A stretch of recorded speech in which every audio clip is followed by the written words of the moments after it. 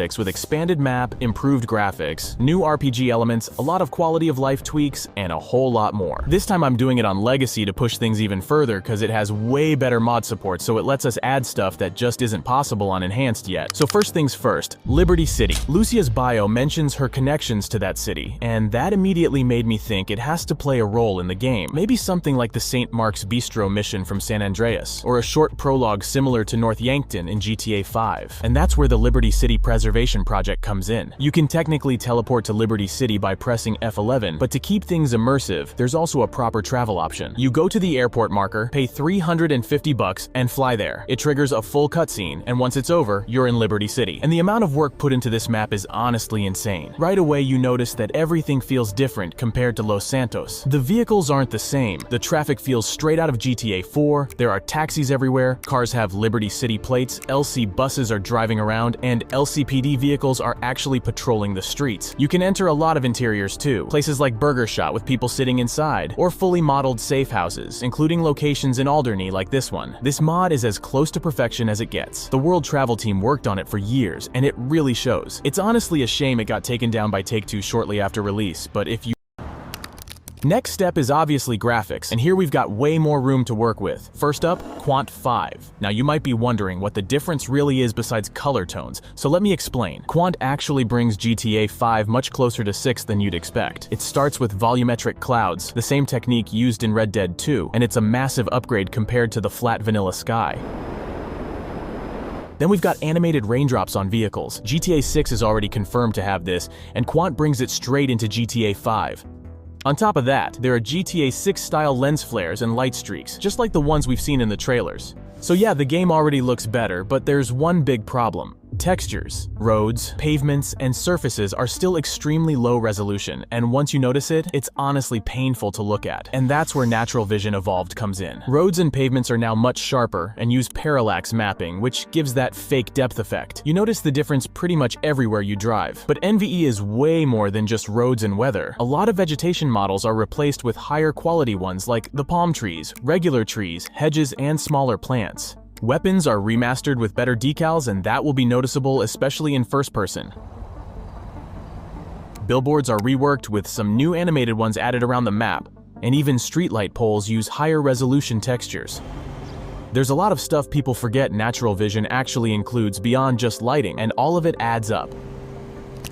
Then, there's Lively World Expansion, and it fixes one major issue. Los Santos simply doesn't have the dense forests or overgrown areas we've seen in the GTA 6 trailers and screenshots. Rockstar actually wanted GTA 5 to look much denser, and that's confirmed by leaked beta footage. But back then, console limitations forced them to remove a huge amount of vegetation. In some areas, easily over half of what was originally placed. Lively World Expansion brings that density back, but with its own unique twist. Forests are much thicker, there's significantly more vegetation, props, bushes, and random objects scattered all over the map. Wherever you look, there's just more stuff. And with this mod installed, the world finally feels complete instead of empty.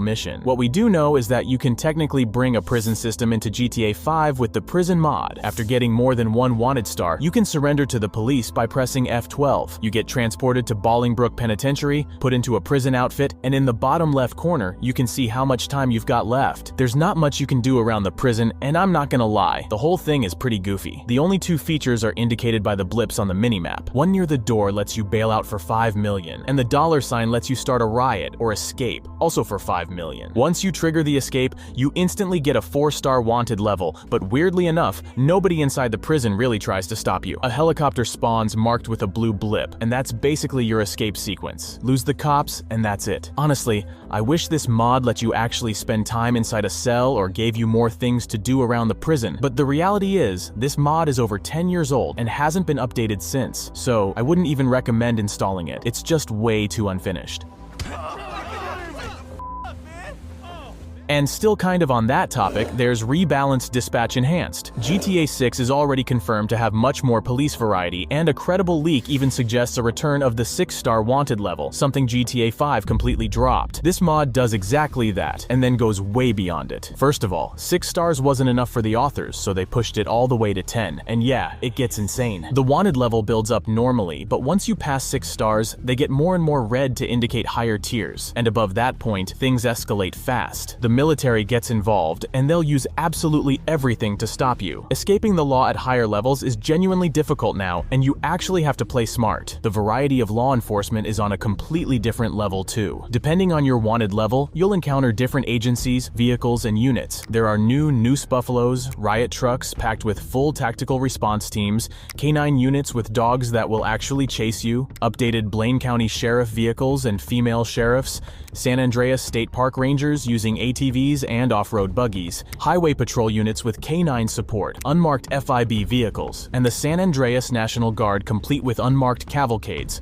squaddies with roof-mounted machine guns, APCs, and tanks. I don't know if Rockstar will actually bring the army back at the highest wanted levels in GTA 6, but the sheer variety here already feels very close to what we're probably getting. On top of that, chases now include new props and multiple variants of roadblocks, so encounters don't feel copy-pasted anymore. And because RDE includes a light version of World of Variety, the world itself feels more alive too. You'll see more random NPC scenarios, people using umbrellas during rain, a wider range of vehicles including some from GTA Online, and even some brand new ones like 4 different taxi models, each with multiple liveries driving around. And honestly, that's still not everything. This mod alone could easily deserve a separate video.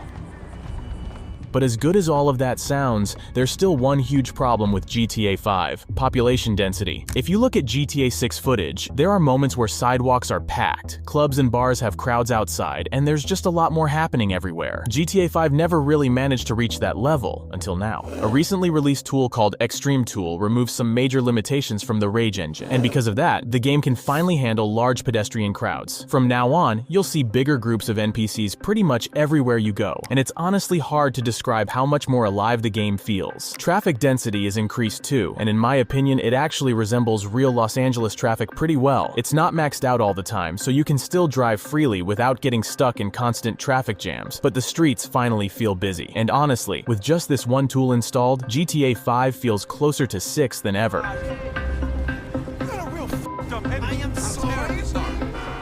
Lucia is seen wearing AirPods in multiple screenshots, so it looks like we'll finally be able to listen to music outside vehicles in GTA 6. And that's exactly what Simple On-Foot Radio does. You enable the radio with page up and put the headphones on with page down. It works flawlessly. And as you probably noticed, I'm also using Dr. Dre Beats headphones because the vanilla ones honestly look terrible. And yeah, I know GTA usually avoids real brands, but we already had Dr. Dre himself in GTA Online, so it's not that far-fetched. And Rockstar also experimented with real-world brands before, like Civilist and Misbehave in the Cayo Perico heist. So who knows, maybe this is something we'll actually see in GTA 6. In one of the GTA 6 trailer 2 scenes, Jason is bench pressing, so it looks like working out is making a comeback just like in San Andreas. And with the Gymnasium mod, we can do something similar in GTA 5. It adds a muscle blip at Vespucci Beach, and once you enter the gym, you can bench press using the B button or do chin-ups. There's also a menu on the H key where you can select free weights, do push-ups, flex a bit, or even do yoga. And yeah, you can also take your shirt off to flex properly. The mod itself is pretty simple. It's limited to one location and it doesn't affect the player's physique in any way. But still, it's one more. Another feature GTA 6 is very likely to have is drive modes. Some of the screenshots show vehicle infotainment systems showing selectable options, and more importantly, in the Ambrosia screenshot, the dashboard clearly says Comfort. There's also a leaked clip near Hank's Waffles Diner where Lucia enters a police cruiser, and the game prompts the player to press left on the D-pad to open a vehicle control menu. So it's pretty safe to assume drive modes will be a thing, and we can already bring that to GTA 5 with driving mode selection. This mod lets you switch between 4 driving modes: Eco, Comfort, Sport, and Sport Plus. Eco makes the car noticeably slower, and each step up makes it progressively more responsive and faster. It's a great option if you sometimes want to cruise and enjoy the city, and other times just rush through traffic. And still sticking with vehicles, let's improve the headlights a bit. The vanilla ones are fine, but there's definitely room for improvement. The first mod we need is Headlights Plus. It brings much more realistic, higher quality headlight textures with proper dipped beam cutoffs and subtle color shifting. On top of that, I'm using adaptive headlights. This one adds self-leveling based on suspension and gyroscope data depending on what you enable, so the headlights stay properly aligned with the road. You can also enable cornering lights, meaning the beam follows your steering direction. And there's even a startup animation for the headlights, which is a really nice detail.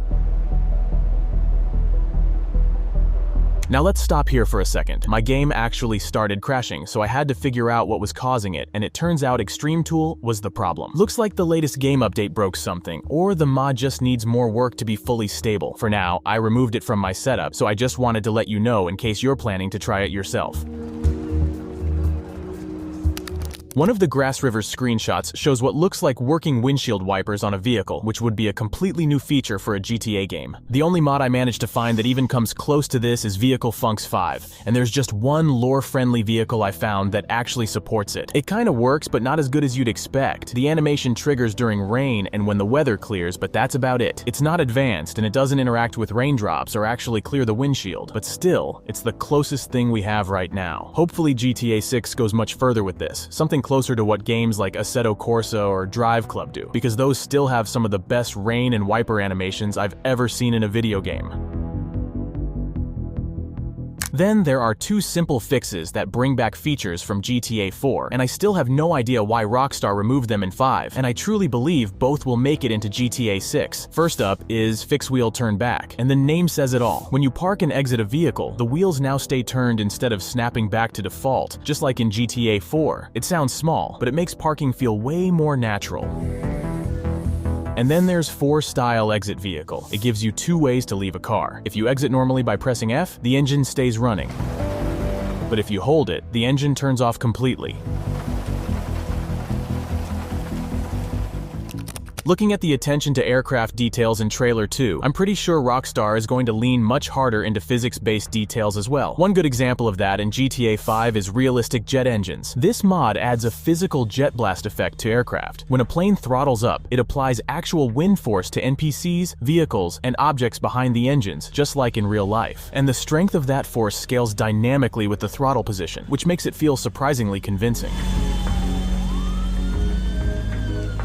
A lot of you really like the dynamic vehicle first-person camera mod from the previous video, so just to let you know, it works in Legacy too. It completely transforms the old, stiff first-person driving camera into something much more immersive, and it's fully customizable, so you can tweak the field of view, camera position, and behavior exactly how you want.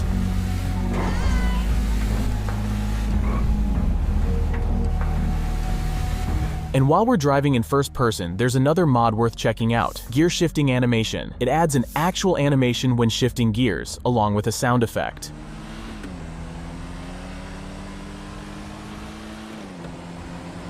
It's a small detail, but it's exactly the kind of thing I'd be shocked if GTA 6 didn't include. GTA 5 NPC drivers are way too brave when you point a gun at them. Instead of surrendering, most of them just floor it and hope you won't shoot, which makes absolutely no sense. That's exactly what the GTA 4 carjacking mod fixes. Now, most drivers will react naturally when you aim a weapon at them. They'll stop, get out, and raise their hands. Of course, not everyone will surrender. You'll still run into some crazy drivers who try to run you over, but overall, it feels way more believable. Based on the scene with Jason leaving the store with a 6-pack of beer, it really feels like GTA 6 is bringing back proper RPG elements similar to what we had in San Andreas or Red Dead 2, and that's exactly why I'm using Vitality Plus. This mod adds hunger, thirst, and energy systems all displayed near the minimap. You can now buy food and drinks from stores, and even expand your inventory using bags. To get started, you call specific contacts to unlock store blips on the map. There are 19 convenience stores and 7 bag stores spread across the map, so you're basically covered everywhere. Once you enter a store, you grab a shopping cart and start shopping, and the list of items is actually pretty long. When you're done, you check out and that's it. The limitation kicks in when you try to buy too much. You can't carry everything because of inventory space, and that's where bags come in. A small backpack increases your capacity from 3 items to 5, and a duffel bag expands it all the way up to 12 items. That way you can stock up and save things for later when you get hungry or thirsty. All food and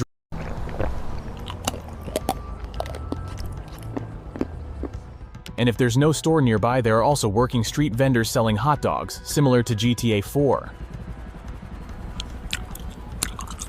When any of your stats run empty, your character starts to feel dizzy and your health slowly drains over time. But it's not overly punishing, because you usually have enough time to find something to eat or drink before things get bad. If you want to tweak anything, there's a settings menu on Shift+N where you can change keybinds and HUD styles. I'm using the circular HUD, but there's also a classic option if you prefer that. Overall, it's a great mod. It adds more things to manage and interact with without completely changing the core structure of GTA 5, which is exactly what I want here.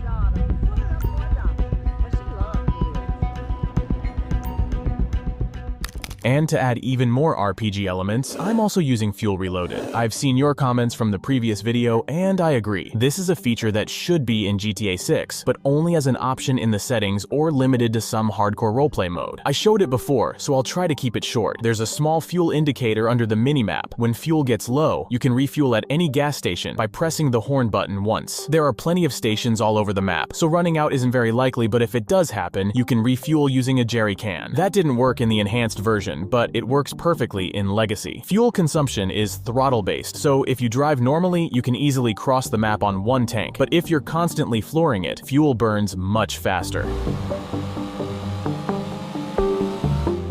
And let's add some jobs too, but different ones than last time. First up is Simmy's Postal Deliveries. This mod lets you work as a postman for Go Postal in Los Santos or Post Op in Blaine County. You just walk up to the employee outside the building to start a shift, get assigned a delivery vehicle, and delivery blips show up on the map. What I really like here is that each shift is limited to one district, not the entire city. Once you reach an address, you grab the package from your vehicle, drop it near the house, and take a photo as proof of delivery. If you don't like the district you're assigned, you can cancel the job, restart it, and roll again until you get one you want. Everything works well in both Los Santos and Blaine County. You earn $12 per package by default, but that's fully adjustable in the config. The only thing I'd change is NPC reactions, because instead of acknowledging the delivery, they sometimes get angry because you're standing too close. But other than that, it's a solid job mod.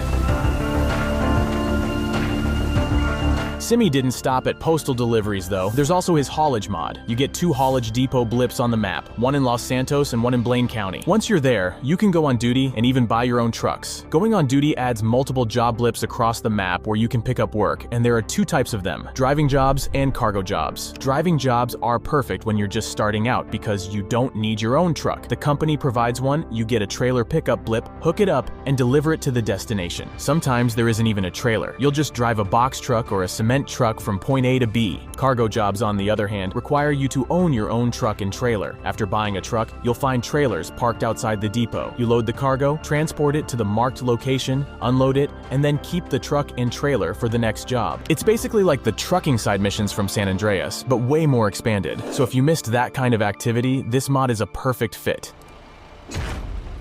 And lastly from Simmy, this time it's not a job, but a really nice feature: car lots. This mod adds physical dealership lots around San Andreas. You can visit different dealerships and see what they actually have parked on the lot that day. The selection is randomized, so just like in real life, you might have to wait a bit to find the exact car you want, and at the right price, because prices are semi-random too. Sometimes you'll find a great deal, other times the car might be overpriced. The type of vehicles also depends on the location. Some lots sell cheap cars, others focus on normal vehicles, luxury cars in richer neighborhoods, or even bikes only. To buy a vehicle, you just get in and press E. One important thing though, after purchasing a car, make sure to save it in a garage, because the mod itself doesn't save it automatically. Outside of Los Santos, GTA 5 is pretty empty, and based on the trailers and screenshots, Rockstar clearly isn't making the same mistake with GTA 6. Every region of Leonida, not just Vice City, looks much denser and packed with activity, so let's do the same in GTA 5, starting with DNX Chiliad Town. This mod fills the otherwise empty Mount Chiliad area with a long, winding road that leads straight to a brand new town. The town itself is small and cozy, but it actually feels alive. There's traffic, people hanging around, and a few enterable interiors, including a plaza cafe and the sheriff's building. The road leading up to it is smooth and genuinely fun to drive, so overall it's a really solid addition to that part of the map.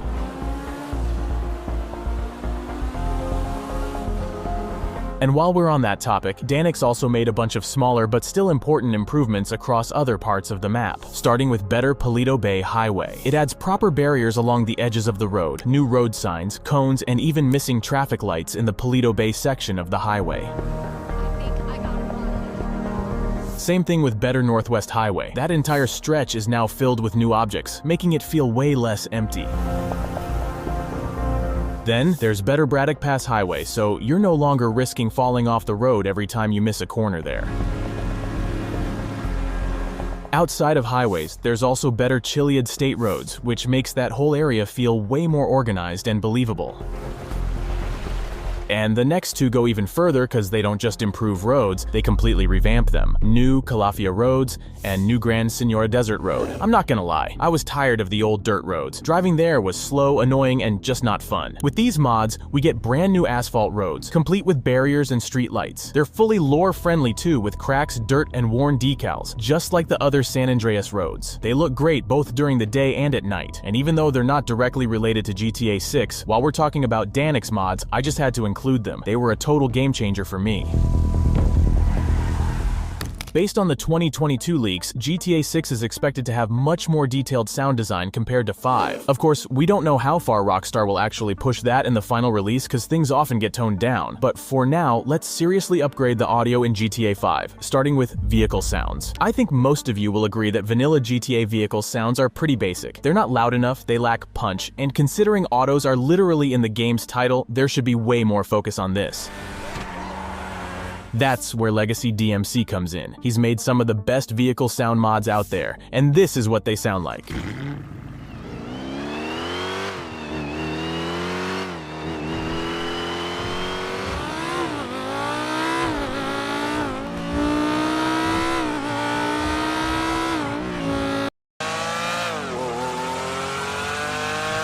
They're not on Forza level yet, even though some of these sounds are literally ported from games like Forza or Need for Speed, and that's mainly because the Rage sound engine behaves very differently, but this is easily the closest we've ever been to loud, immersive vehicle audio in GTA 5, and it's exactly the direction the game should have gone in from the start.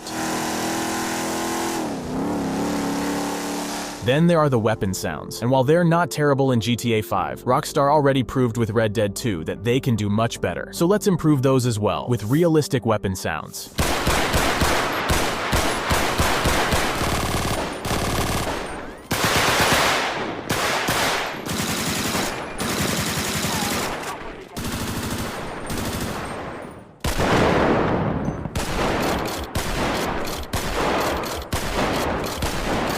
Weapons finally sound loud and impactful, much closer to how they would in real life. And while I don't think Rockstar will go fully in this direction with GTA 6, it's still a big step closer to what we'll likely get compared to the vanilla game. And finally the sirens, which also feel very basic in the vanilla game. With the modern siren pack, we get modern, real-world siren tones that sound much closer to what you'd expect from current generation vehicles. Dumb luck right there. And with these three changes to the sound design, engine sounds, weapons, and sirens, the game feels way louder and more intense than ever. And I'm honestly curious what you think. Should Rockstar keep things toned down like in GTA 5, or should they push the sound design further like these mods do? Let me know in the comments. And for everyone disappointed that Extreme Tool didn't work at first, I did find a workaround. Infinite Question shared his custom settings in the comments, and after testing them, the game is noticeably more stable. Seeing that many NPCs on the sidewalks is honestly too impressive to give up on after one try. That said, the game still isn't fully stable, and crashes can happen from time to time. I'd mostly blame RDE here, since it already adds a lot to the game, so if you want to try Extreme Tool yourself, I'd recommend doing it on a lighter mod setup. And just like that, we've got around 40 mods that push GTA 5 at least a little bit closer to GTA 6. Expanded map, improved graphics, more RPG elements, and way more going on across the game world. Obviously, this isn't a prediction of what GTA 6 will be, but it does give a pretty good idea